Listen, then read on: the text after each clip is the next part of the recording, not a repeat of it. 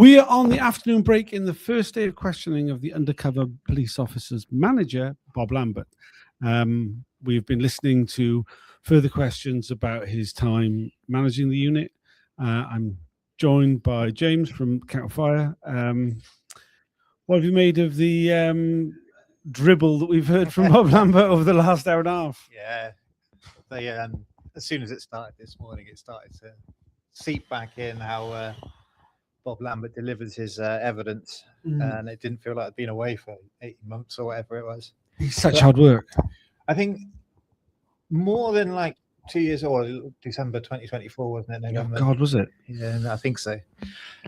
He does seem to get a bit more stressed than I think today. There's some lines of questioning he really wasn't comfortable with today. Yeah, this afternoon. There's definitely. I mean, he was questioning a lot about the tradecraft manual, and he was desperately like kind of casting around for some way to excuse himself for the fact that he'd approved this document that was encouraging officers to basically break the law and act very immorally. I mean, I think he has a huge problem with, because he's got David Barr's basically going through undercover by undercover that Lambert's managed, that's all deceived women into long-term sexual relationships, and also codified it within a tradecraft manual. Yeah.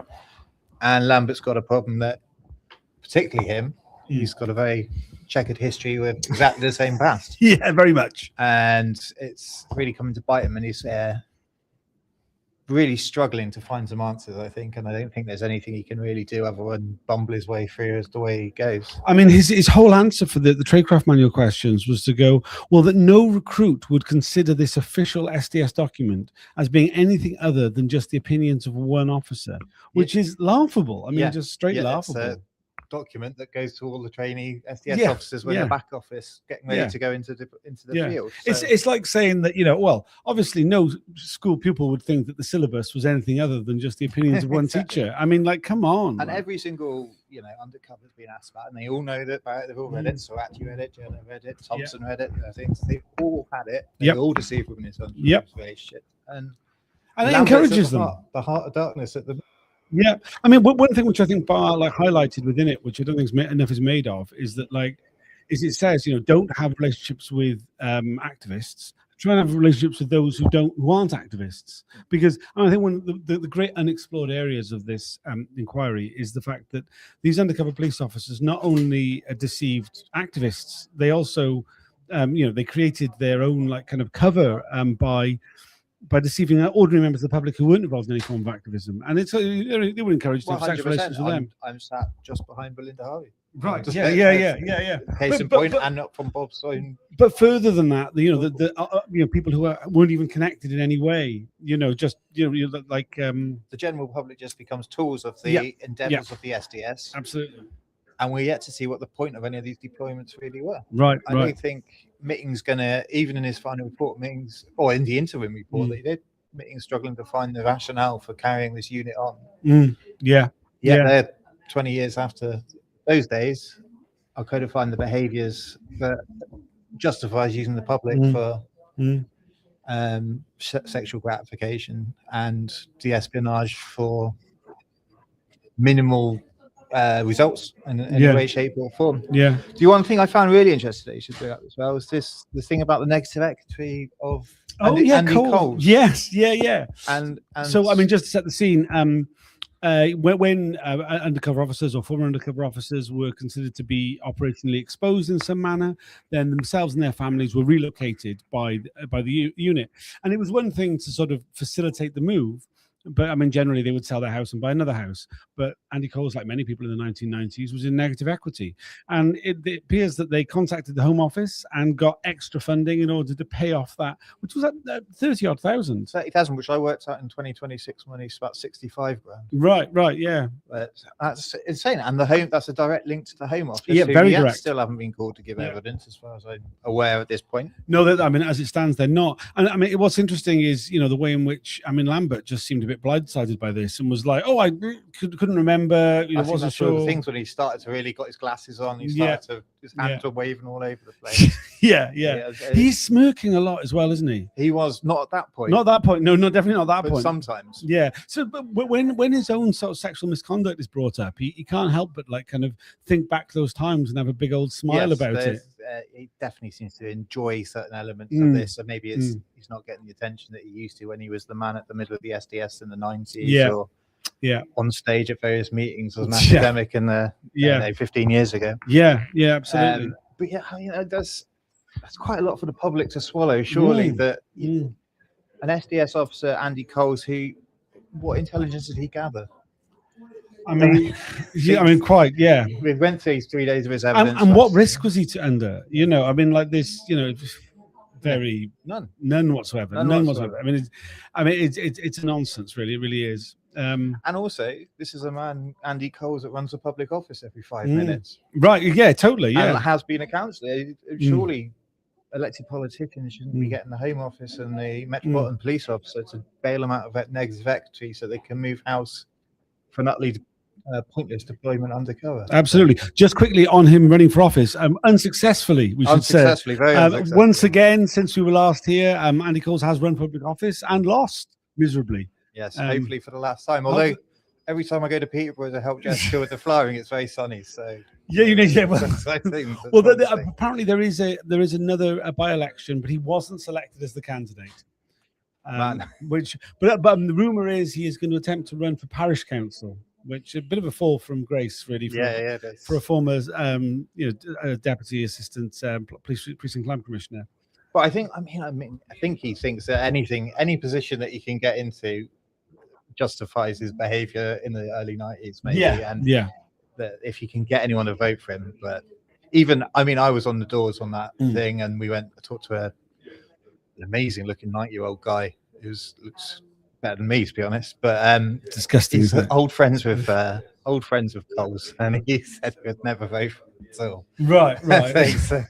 I think the message is definitely seeped into the consciousness of the people of Peterborough, thanks to Jessica and her efforts. So. Yeah, fair play. I mean, a massive shout out to Jessica, who, if you're not following on Twitter, you definitely should be. She is giving the best running commentary of proceedings as ever. A little bit more. I haven't seen any today, but a little bit more expletive than certainly. I think the social media ban that has just been announced today would probably be for the best when it comes to her tweets. Certainly, you don't want you. Yeah, it comes with a parental guidance. Very much. Yeah. Just towards the end there, we started getting on to looking at some of the reports that Lambert would have, his officers would have submitted whilst he was in role. We were actually shown one of the god awful photocopies of an NCR sheet, which I thought we were long gone. We got used to seeing like computerized reports recently, but we were back to sort of like, tranche one of the inquiry kind of quality documents again. Also, just briefly, McDonald's got brought up again with Coles. Yes, it did. Yes, and I wasn't aware, and you'll be more aware, whether McLibel and McDonald's had been linked to the Met so directly as it was in that document. Yes, I mean that document was talking about monitoring for what's his bloody name? The animal rights activist. It's just gone from my head. Did a hunger strike. Barry Horn. Barry Horn, yes, Barry Horn. Yeah, so Barry Horn was mentioned. The fact when they were like trying to track him down long before the hunger strike, and that they were setting up the special branch for communication with McDonald's Corporation about trying to find him to do some other matters. And it was put to him that, obviously Special Branch did this sort of thing. So did the SDS. Oh, never directly. Never directly. Not to my knowledge, never directly.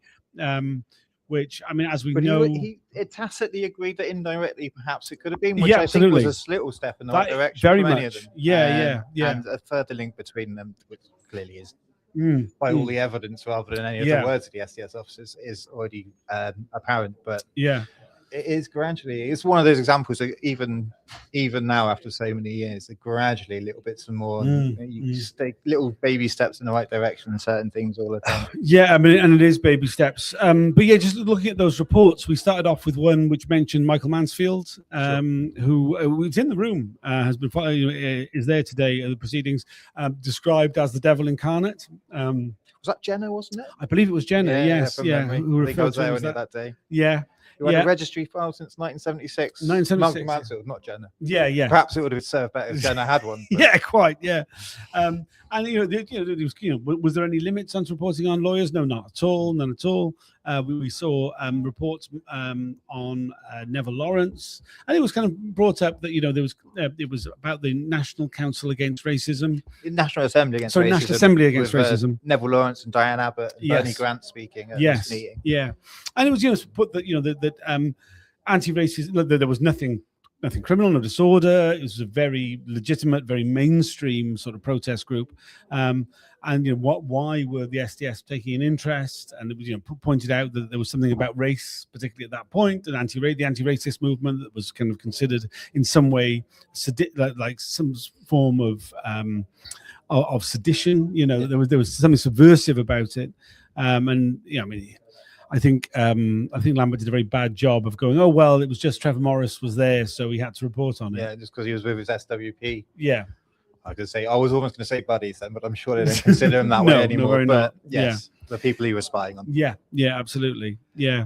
And we're starting to go through. I'm guessing the next couple of days that's what we're going to see. It's going to be a lot of, here's a report, which, you've signed off on. Why? Why have you signed up on this report? One thing I do like as well is they've compared to how Barr handled Lambert 18 months or so ago. It's improved. 100%. He's cutting him off sometimes when he's going on his bad thank God. There's so many times where the words, let me just stop you there, kind of comes as blessed relief as, this. Because, for those of you who are not watching the feed, I can't underline enough how bloody useless Lambert it is answering questions. So often he starts sentences, stops midway through, starts a new sentence, stops that, says nothing, literally nothing. It's very frustrating to listen to. And then he'll just try and get off onto any tangent he can. But he's been really good because he tried to bring up who's the animal rights activist that? Oh yes, Chris. Today, but there was the incident that was talked about a lot in Tranche 2 where an animal rights activist had a post box incendiary dice there was a plan to put an incendiary dice in a post box, and he tried to bring that up in a completely irrelevant way about risk to SDS officers, and Barr was immediately done. Shut him down. He's been great with that all day. Yes. No, and it's about time because 100%. Last time I think previously Barr thought, well, I'll just give him enough rope to sort of hang himself, but I think there is only so many hours in our lives, essentially. That. Well, so I'm only here Monday and Tuesday, and then I'm hoping to come back on Friday for Helen Steele. Right? Not another day of Bob Lambert. No, please, God, no. I